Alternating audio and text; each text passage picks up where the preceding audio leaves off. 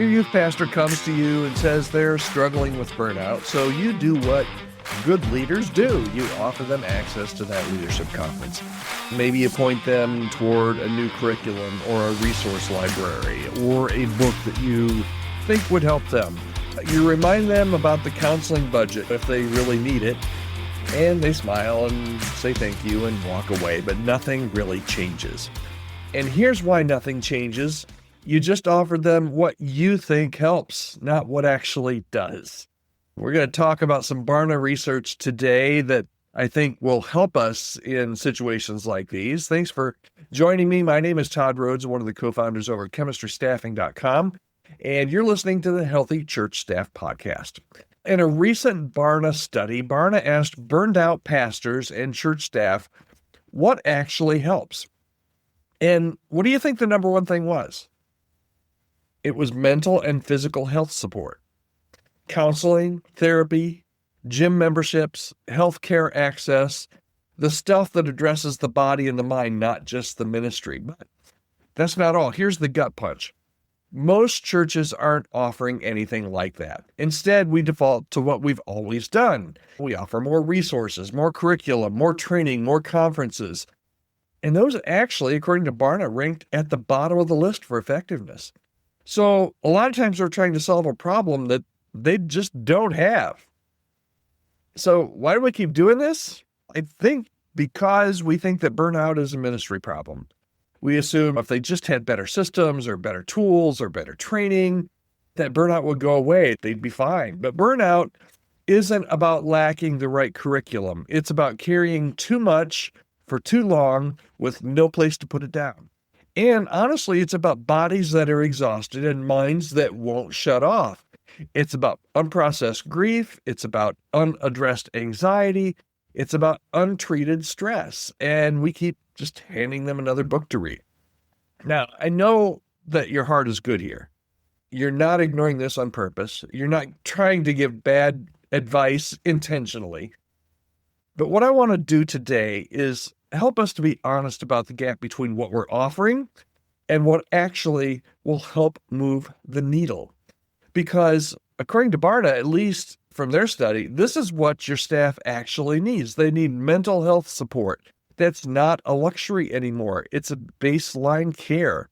And you might say, well, that's just a cultural thing, Todd. Back in my day, we didn't have any mental health support. And I get it. But this is something that is the reality in our culture today. And if your staff has health care, that's great. But do they have the time to use it? Do they have permission? Do they feel like they've got permission to see a therapist or a counselor without shame? Have you normalized counseling as a leadership tool, not as your marriage is breaking apart, last resort type of an item?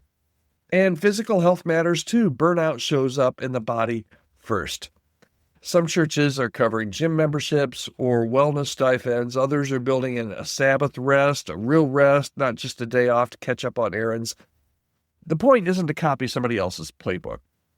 The point really is to ask your staff what would actually help and then offer it. Because a lot of times I think we're just afraid that we may uncover a real issue here. We're afraid that if we name the mental and physical toll of ministry, it'll sound like we're somehow weak or that we're not trusting God enough. So we spiritualize it. We just say, pray more, lean into your calling.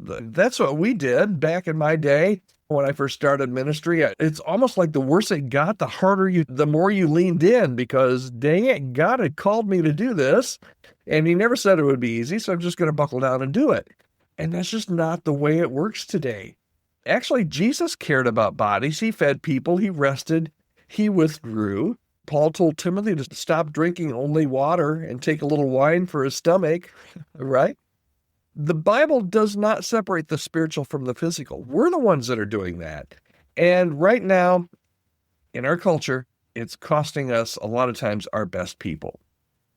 So here's what I want you to hear. Here's the bottom line for today. Your staff doesn't need more curriculum. They need more care. Okay, so this week, I'd love for you to do two things. First of all, ask your team directly, what kind of support would actually help you right now? Don't assume, don't guess, just ask. And then second, Pick one thing that you can actually offer in the next 90 days. Maybe it's access to counseling. Maybe it's a wellness stipend. Maybe it's protected rest. You can't fix everything, but you can close one gap. So start there. Your team isn't asking for the moon. And that youth pastor, when he comes up and tells you that he's tired and that he's burned out, they're actually looking for some help. And you have more power to offer help than you think. Maybe you need to have a conversation with this about somebody that's not on your team and just say, what do I do here? And I am offering that to you today. If there's any way that I can help your church, maybe it's in this area of church health. Maybe it's in what can you do to help provide support to your staff. I'd love to have that conversation with you, see if there's any way that we can partner up with the team here at Chemistry Staffing in your church. Just reach out to me, short little email, and I'll reach back out and we'll set up a time to talk. Just reach out to me at podcast@chemistrystaffing.com. All right, that's it for today. I hope you have a great weekend. We're going to be right back here on Monday on the Healthy Church Staff Podcast. Got a great set of topics up next week, so you won't want to miss it. If you're not already subscribed, go ahead and hit subscribe wherever you're listening to this, and then we'll be notified so you won't forget to tune back in right here on Monday. All right, thanks. Have a great weekend. We'll talk to you then.